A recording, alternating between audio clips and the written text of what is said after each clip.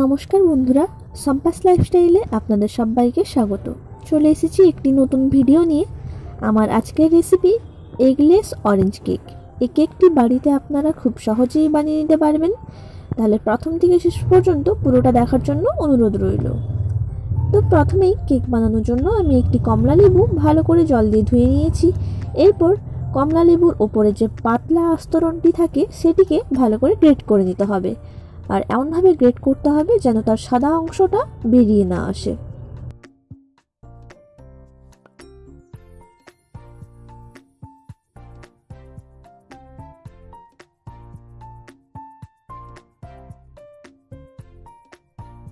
খুব হালকাভাবেই কমলা লেবুর পাতলা আস্তরণটি আমি গ্রেট করে নিয়েছি। এবার একটি চালনি নিয়ে এর মধ্যে আমি নিলাম 2 কাপ ময়দা। নর্মাল যে 4 কাপ আমরা বাড়িতে ব্যবহার করি সেই কাপের মেজারমেন্টেই আমি 2 কাপ ময়দা নিয়েছি। এবার ময়দাটিকে চেলে নেব।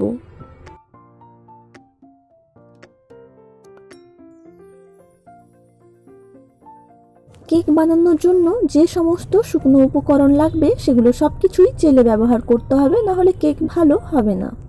এবার ওই কাপের মেজারমেন্টেই আমি নেব 1.5 কাপ চিনির গুঁড়ো।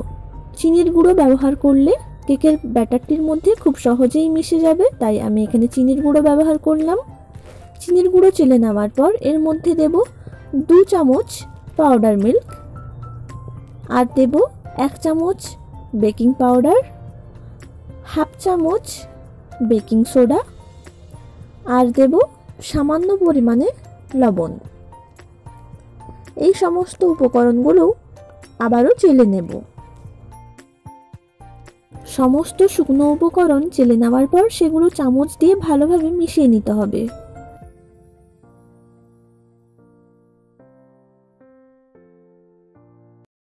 তারপর এর মধ্যে দেব সাদা তেল। যেই কাপের মেজারমেন্টে বাকি উপকরণ নিয়েছিলাম সেই কাপের মেজারমেন্টেই আমি 1/2 কাপ সাদা তেল নিলাম। আর এর মধ্যে দেব অরেঞ্জ জুস। 2টো কমলা লেবুর রস বের করে নিয়েছি, সেটি এর মধ্যে ব্যবহার করলাম। পুরো কমলা লেবুর জুসটি আমি একবারে ব্যবহার করব না, অল্প অল্প করে মেশাবো। দোকানে যে সমস্ত অরেঞ্জ জুস পাওয়া যায় সেইগুলোও আপনারা ব্যবহার করতে পারেন, তবে যদি ফ্রেশ অরেঞ্জের জুস ব্যবহার করা হয় তবে কেকটির স্বাদ আরও বেশি ভালো হবে। ব্যাটারটির মধ্যে আরও কিছুটা পরিমাণ অরেঞ্জ জুস লাগবে, তাই আমি আবারও কিছুটা পরিমাণ অরেঞ্জ জুস দিয়ে দিলাম।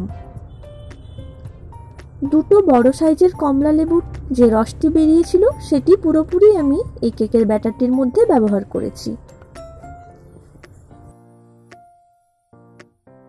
এবার কমলা লেবুর যে আস্তরণটি আমি গ্রেট করে রেখেছিলাম সেটি এর মধ্যে দিয়ে দেব।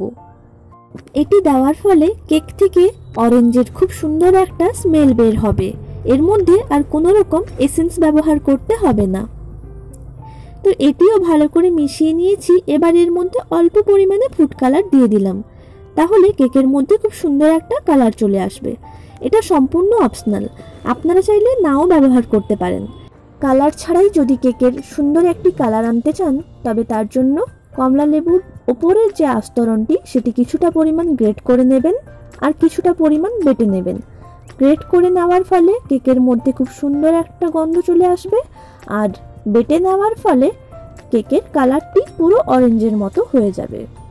কেকের ব্যাটার যত বেশি ফেটানো হবে কেক তত বেশি ভালো হবে।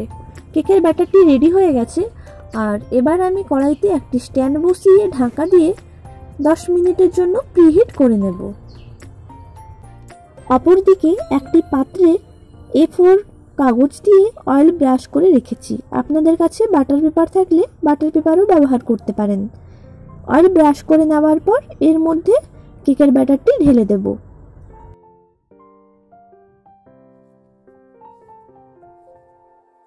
কেকের ব্যাটারটি ঢেলে দেওয়ার পর হালকা করে একটু ট্যাপ করে নিতে হবে যাতে ভেতরে বাতাসটা বেরিয়ে যায়। তো হালকা করে ট্যাপ করে নিয়েছি, আর ততক্ষণে কড়াই প্রিহিট হয়ে গিয়েছে। এবার এর মধ্যে কেকের পাত্রটি বসিয়ে দিলাম। কেকের পাত্রটি বসিয়ে দিয়ে 45 মিনিটের জন্য ঢাকা দিয়ে লো ফ্লেমে কেকটি বেক করে নেব। তো আমি 30 মিনিট পরে একবার চেক করে নিচ্ছি কেকটা হয়েছে কিনা। কেকের ভেতরে দেখুন এখনও কাঁচা রয়েছে, তাহলে আরও 10 থেকে 15 মিনিট আমি ঢাকা দিয়ে কেকটি বেক করে নেব। 45 মিনিট পরে দেখুন একটি কাঠির সাহায্যে আমি চেক করে নিচ্ছি। কাঠি পুরোপুরি ক্লিয়ার এসেছে, তার মানে কেক ভালো মতো বেক হয়ে গিয়েছে আর কেকটি খুব সুন্দরভাবেই ফুলেছে।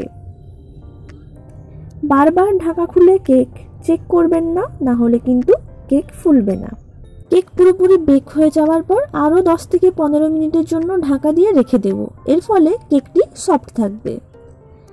পুরোপুরি কেকটি ঠান্ডা হয়ে যাওয়ার পর আমি এটিকে আনমোল্ড করে নিলাম।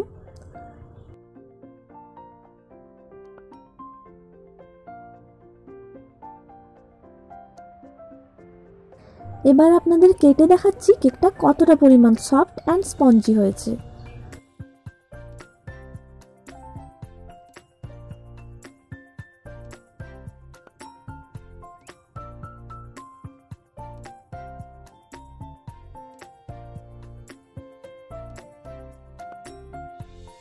দেখে বুঝতেই পারছেন কেকটা খুবই সফট এবং খুবই স্পঞ্জি হয়েছে এবং এর মধ্যে থেকে খুব সুন্দর একটা অরেঞ্জের স্মেলও বের হচ্ছে। তো আজকের এই ভিডিওটি আপনাদের কেমন লাগলো কমেন্ট করে অবশ্যই জানাবেন। ভিডিওটি ভালো লাগলে লাইক, শেয়ার এবং সাবস্ক্রাইব করবেন।